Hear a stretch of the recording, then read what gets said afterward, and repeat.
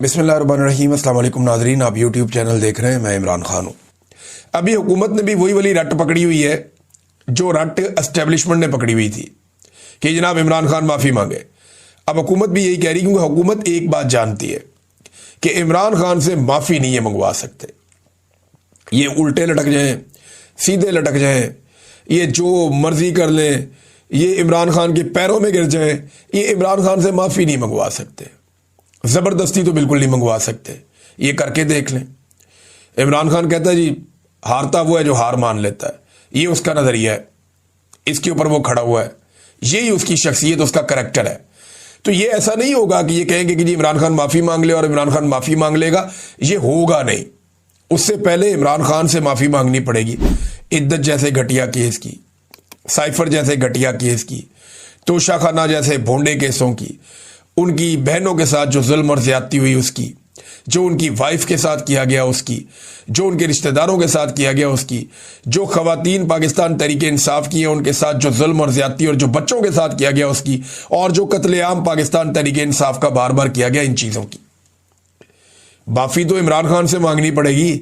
अगर आवाम खड़ी होगी किसी दिन बाहर निकल कर आ गए लोग, तो माफ़ी तो मांगनी पड़ेगी। पहले आप ये देख लीजिए कि अलीमा खानम ने अभी स्टेटमेंट क्या दिया। उन्होंने कहा जो भी मुज़ाकरात की बात करे वो इमरान खान का साथी नहीं है। किसको इमरान खान ने मुज़ाकरात का कहा है? इमरान खान ने किसी को मुज़ाकरात की इजाज़त नहीं दी। ये इमरान खान की फैमिली आपसे कह रही है कि जो मुज़ाकरात का कहे वो इमरान खान का साथी नहीं है। फिर उन्होंने ये भी कहा कि महमूद खान अचकज़ई ने कभी मुज़ाकरात की बात नहीं की। महमूद खान अचकज़ई क्या बात करते हैं मैं बड़ी अच्छी तरह जानती हूँ। महमूद खान अचकज़ई ने कहा कि तमाम सियासी पार्टियाँ जमहूरियत, रूल ऑफ लॉ और इंसानी हकूक़ के तहफ़्फ़ुज़ पर इकट्ठी हो जाएं। इमरान खान को मैं मना लूँगा, यही इमरान खान चाहते हैं। ये दहशतगर्दी की अदालत के बाद जब अलीमा खानम बात कर रही थी तो उन्होंने ये कहा। फिर अब फर्दर उन्होंने कुछ चीज़ें बताई, लेकिन पहले ज़रा हम रुक जाते हैं मुज़ाकरात वाले मामले पे। उन्होंने कहा जी इमरान खान के अल्फाज मैं दोहरा देती हूँ। इमरान खान ने कहा कि सुहेल अफरीदी को कहो कि खैबर पख्तूनख्वा से स्ट्रीट मूवमेंट की तैयारी पकड़े, यानी खैबर पख्तूनख्वा के अंदर जो स्ट्रीट मूवमेंट है उसकी तैयारी की जाए, शुरू किया जाए। तो एक तो स्ट्रीट मूवमेंट है, उस पर बाद में बात करते हैं, लेकिन पहले मुज़ाकरात पे देखिए। मुज़ाकरात की खबरों में यहाँ कुछ खबरें और भी छपी हैं। दावा किया जा रहा है कि इमरान खान साहब तो ये कहते हैं जी कि मुज़ाकरात नहीं करने हुकूमत से अभी, लेकिन साथ ही साथ इमरान खान साहब ने मुज़ाकरात का इख्तियार अल्लामा राजा नासिर अब्बास साहब और महमूद खान अचकज़ई साहब को दिया हुआ है। ये भी एक हकीकत है। और साथ ही साथ जो तहरीक की अनाउंसमेंट है वो भी उन्होंने करनी है बाहर मौजूद होते हुए। तो इमरान खान साहब की पार्टी को मुज़ाकरात के हवाले से कुछ जल्दबाजी करने की ज़रूरत नहीं है, क्योंकि इमरान खान साहब ने अपनी पार्टी को इस मामले से खुद ही बाहर कर दिया है। अब मुज़ाकरात होने किस चीज़ पे हैं, ये है बड़ा सवाल। कौमी कॉन्फ्रेंस में जो लोग मौजूद थे उन्होंने हुज्जत तमाम की। उन्होंने कहा ये नए इंतखाबात करवा दें और 2024 में जो इंतखाबात हुए उस धांधली के ऊपर इंक्वायरी करवाएं और चीफ इलेक्शन कमिश्नर तब्दील करवा दें। ये तीन चीज़ें तो इस वक्त हुकूमत नहीं होने देगी। देखिए, पीपल्स पार्टी और PMLN को एक ऐसी हुकूमत मिली है जो वो जानते हैं कि कभी भी उनकी नहीं थी। मुफ्त में 25 करोड़ अवाम के ऊपर उनको हुकूमत मिल गई। दुनिया के एक बड़े और ताकतवर मुल्क के ऊपर जो एटमी कुव्वत है उसकी हुकूमत उन्हें बगैर मैंडेट के मिल गई, और उन्हें यह भी पता है कि आइंदा उन्हें मैंडेट मिलना भी नहीं है। लिहाजा वो क्यों इस हुकूमत को ठुकराएंगे अगर उन्होंने इसे कबूल किया है तो। देखिए, अगर वो उसूल पसंद होते तो जिस वक्त ये हुकूमत उन्हें दी जा रही थी वो उस वक्त कह देते जनाब हमें हुकूमत नहीं चाहिए, हम इलेक्शन हार गए हैं। लेकिन उन्होंने हुकूमत को कबूल किया। हुकूमत कबूल करते वक्त उनके दिमाग में ये बात थी कि लोग इसे कबूल नहीं करेंगे, इसके खिलाफ रद्द-ए-अमल भी आएगा।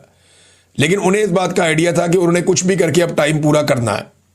जब तक कि आप जोर ज़बरदस्ती उन्हें नहीं निकालेंगे वो नहीं निकलेंगे। ये पॉलिटिकल स्टेटमेंट है जो बज़ाहिर मुझे लगता है कि आओ बैठो बात करते हैं, आओ इकट्ठे हो जाएं।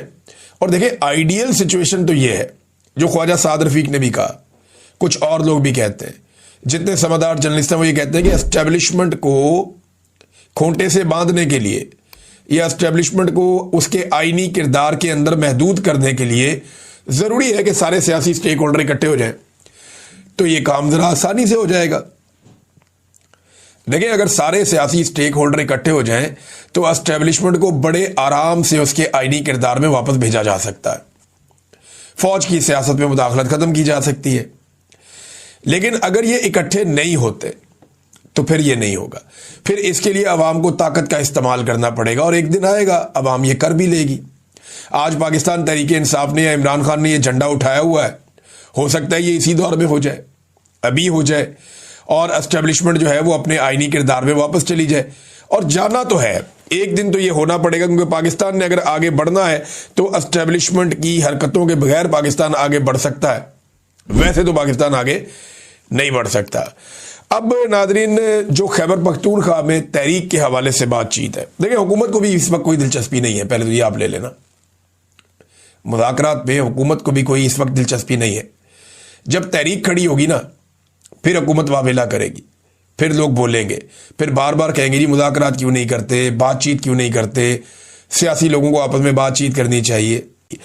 अब तहरीक क्या बन रही है या स्ट्रीट मूवमेंट के लिए, देखिए स्ट्रीट मूवमेंट जलसे जुलूसों से नहीं होगी, ये ऐसे भी नहीं होगी कि एक जगह पे बाहर आ गए वज़ीर आला और लोग इकट्ठे हो गए, उनसे बातचीत होगी, तो स्ट्रीट मूवमेंट नहीं, ऐसे भी नहीं होगी। छोटे बड़े इकट्ठ हो गए, उनसे भी नहीं होगी। स्ट्रीट मूवमेंट जब ऑर्गेनाइज होती है ना, तो उसका एक तरीक़ाकार होता है। स्ट्रीट मूवमेंट कैसे बनती है, मैं आपको एक मिसाल दे देता हूं कि हर शहर के अंदर, हर हल्के के अंदर बाकायदा काउंटर्स लगते हैं, वहां पे नौजवानों की रजिस्ट्रेशन होती है, बड़े पैमाने पर नौजवानों को शामिल किया जाता है उस मूवमेंट के अंदर। नौजवान अपनी मेंबरशिप लेते हैं उस मूवमेंट के नाम के ऊपर, और फिर लाखों की तादाद में लोग जुड़ते जाते हैं। आपको एग्जैक्टली पता होता है कि किस तहसील में, किस इलाके में, किस हल्के में, किस जिले में और किस डिवीजन में आपके कितने नौजवान तैयार हैं इस तहरीक के लिए। इस तरीके से एक तहरीक बनती है। जब स्ट्रीट मूवमेंट बनती है तो आपको पता होता है कि कौन सी गली में कौन सा नौजवान लीड करेगा, किस गली में कौन सा पॉलिटिकल वर्कर लीड करेगा, और ये वहां से अपने नौजवानों को या लोगों को निकालेगा। ये होती है स्ट्रीट मूवमेंट, ये इसकी डेफिनेशन है। अगर ये इमरान खान को जाकर जेल में मिलेंगे तो वो इन्हें बताएंगे कि स्ट्रीट मूवमेंट क्या होती है। वो गलियों तक जाना होता है, हर घर तक पैगाम खुद लेकर जाती है पार्टी, हर जगह तक ये पैगाम पहुंचता है। इसमें हजारों लोग तो सिर्फ वो होते हैं जो करिया करिया, गली गली, नगर नगर, हर गली कूचे में, हर जगह पे पैगाम लेकर जाते हैं और हर जगह पे अपने नुमाइंदे मुकर्रर करते हैं कि जब कॉल आ जाए। थे, इसीलिए इमरान खान साहब इन दोनों की बड़ी कदर भी करते हैं कि मुश्किल वक्त में ये खड़े होने वाले लोग थे। तो जावेद हाशमी साहब जैसा बहादुर आदमी, वो भी ये मान गया और अपने मुंह से उन्होंने ये कहा कि जैसा इमरान खान पाकिस्तान की एस्टेब्लिशमेंट के साथ लड़ा है, पाकिस्तान बनने के बाद से लेकर आज तक कोई ये लड़ाई इस लेवल तक नहीं लड़ सका, या कोई भी ये लड़ाई इतनी खूबसूरती से नहीं लड़ा। वाकई इमरान खान साहब ने ज़बरदस्त लड़ाई लड़ी है और इमरान खान साहब के लिए पूरी दुनिया में आवाज़ उठ रही है। मैं एक आपका शुक्रिया भी अदा करना चाहता हूँ, ख़ास तौर पे जो लुटन के लोग हैं उनका। मैं शुरू में मैंने करना था लेकिन मैं भूल गया। अभी मैं लुटन में ही बैठा हूँ, वहीं से ये वीलॉग रिकॉर्ड कर रहा हूँ और फिर मैं यहाँ से वापस चला जाऊँगा। लेकिन यहाँ के लोगों का मैं शुक्रिया अदा करना चाहता हूँ कि एक बहुत बड़ा इकट्ठ इन्होंने किया। जो हॉल यहाँ पे मुंतज़मीन ने लिया था फस्तायत के ख़िलाफ़ आवाज़ उठाने के लिए, ह्यूमन राइट्स के लिए आवाज़ उठाने के लिए, शहीद अरशद शरीफ के लिए, बाकी सहाफ़ियों के लिए, पाकिस्तान में आज़ादी इज़हार राय के लिए, रूल ऑफ़ लॉ के लिए, अवामी मैंडेट के लिए जो लोग आवाज़ उठाने के लिए इकट्ठे हुए, हमने कॉल दी लोगों को, इतनी बड़ी तादाद में लोग आए कि मैं हैरान हो गया। यानी जितने लोग कुर्सियों पे बैठे थे उससे ज़्यादा लोग दीवारों के साथ खड़े थे, बाहर हॉल के खड़े थे। हॉल इतना भर गया था कि अंदर आने की जगह नहीं थी। ये लोगों की कमिटमेंट है पाकिस्तान के साथ। ये चीज़ बताती है कि लोग मायूस नहीं हैं, लोग पीछे हटने के लिए तैयार नहीं हैं। और यही कमिटमेंट अगर लोगों की रहेगी ना, तो वो वक्त दूर नहीं है जब पाकिस्तानी अपना हक छीन लेंगे। और ये मैं होता हुआ देख रहा हूँ। मुझे पूरा यकीन है, जैसे इस वक्त रात का वक्त है और बाहर अंधेरा है, इसी तरह मुझे पूरा यकीन है कि एक वक्त आएगा कि लोग अपना हक छीन लेंगे और पाकिस्तान की एस्टेब्लिशमेंट को उनका हक वापस देना पड़ेगा। जितनी मर्जी सख्ती कर लें, यानी अभी ताज़ा खबर मैं आपको बताता हूं, ये तस्वीर आप देखें, ये इमरान खान साहब के कपड़े पड़े हुए हैं, ये उनकी जर्सी है, जैकेट है, ये बाकी कपड़े हैं, ये बैग के अंदर उनके गर्म कपड़े हैं। ये चीज़ें इमरान खान साहब तक को पहुंचानी है। नवंबर के महीने में कोशिशें शुरू हुई कि क्योंकि सख्त सर्दी आ रही है लिहाजा इमरान खान साहब को गर्म कपड़े और सामान पहुंचाया जाए। 1 महीना हो गया, इमरान खान साहब की फैमिली ये सामान इमरान खान साहब तक पहुंचाना चाहती है, लेकिन उन्हें सामान इमरान खान साहब तक नहीं पहुंचाने दिया जा रहा। देखिए, इसीलिए जो सियाने लोग थे, जो बुजुर्ग थे, वो एक बात कहा करते थे, वो ये कहते थे कि अल्लाह ताला अगर किसी को दुश्मन देना तो ज़र्फ वाला दे, ऐसा दुश्मन ना दे जिसका ज़र्फ ना हो। इमरान खान को दुश्मन भी घटिया ही मिले, कभी इद्दत वाला केस बना लिया, कभी किताबें छीन ली, कभी मुलाकातें बंद कर दी, कभी सेल के अंदर पक्का पक्का बंद कर दिया, कभी कोई सज़ा बढ़ा दी, कभी गंदा पानी दे दिया, कभी वुज़ू के लिए साफ़ पानी नहीं दिया, कभी कोई चीज़ रोक ली, कभी किताबें रोक ली, कभी कपड़े रोक लिए। यानी ये घटियापन की इंतहा है। अल्लाह रब्बुल इज़्ज़त अगर दुश्मन भी देना तो ज़र्फ वाला दे। ये बात मुझे पहले समझ नहीं आती थी, अब मुझे समझ आई। पहले मैं सोचता था दुश्मन दुश्मन ही होता है, क्या फ़र्क पड़ता है, लेकिन अगर दुश्मन का ज़र्फ नहीं है ना तो वो कितनी तकलीफ दे सकता है, इसका अंदाज़ा मुझे अब हो रहा है जो इमरान खान साहब के साथ किया जा रहा है। इमरान खान साहब के बेटे हर फोरम पे आवाज़ उठा रहे हैं, उनकी बहनें हर फोरम पे आवाज़ उठा रही हैं। अभी इमरान खान साहब के दोनों बेटों ने, कासिम ने और सलमान ने, इन्होंने एक और इंटरव्यू दिया, और इन्होंने इंटरव्यू दिया इस मरतबा, ये बरतानवी अखबार है द संडे टाइम्स इसको, और इसमें भी इन्होंने बताया कि इनके वालिद के साथ क्या किया जा रहा है और इनको किस लेवल के खदशात हैं। इन्होंने बताया कि किस तरीके से इनके वालिद को नाकर्दा जराइम की सज़ा दी जा रही है और किस किस्म के हालात में रखा गया। हत्ता कि एक जुमला जो हेडलाइन बना इस खबर का वो ये है कि वो हमारे वालिद के साथ वहशियाना सलूक कर रहे हैं, और एग्जैक्टली यही हो रहा है। पाकिस्तान में कभी किसी सियासी लीडर के साथ इस किस्म का घटिया सलूक नहीं किया गया जिस किस्म का घटिया और बेहुदा सलूक इमरान खान साहब के साथ किया जा रहा है। नाजरीन, खबरें तो बहुत सारी हैं, लेकिन ये मईशत के हवाले से मैं एक चीज़ और आपके सामने रखता हूँ, और ये बार बार सामने आती है। देखें, आसिम मुनीर साहब का जो मईशत का मॉडल है वो नाकाम हो चुका है, वो फेल हो चुका है। उस मॉडल को तब्दील करना पड़ेगा। यहाँ सोच बदलने की ज़रूरत है, यहाँ मैंडेट वाली हुकूमत लाने की ज़रूरत है। पाकिस्तान की मिलिट्री एस्टेब्लिशमेंट को या आसिम मुनीर साहब को ये लगता है कि मैं सख्ती करूँगा, ताकत के बलबूते पे कंट्रोल करूँगा, आलमी ताकत को खुश रखूँगा, वहाँ से कुछ पैसा आ जाएगा, उस पैसे के ज़रिए से मैं पाकिस्तान को सरवाइव करवा लूँगा। कोई भी मुल्क कभी भी कर्जे पे सरवाइव नहीं कर सकता।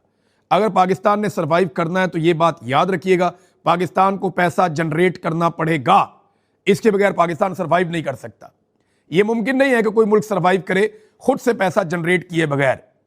इस वक्त पाकिस्तान ने जो टैक्स कलेक्शन की है, ये साकिब शरानी साहब हैं, बड़े अच्छे इकोनॉमिस्ट हैं, बहुत ज़्यादा जानते हैं मईशत को।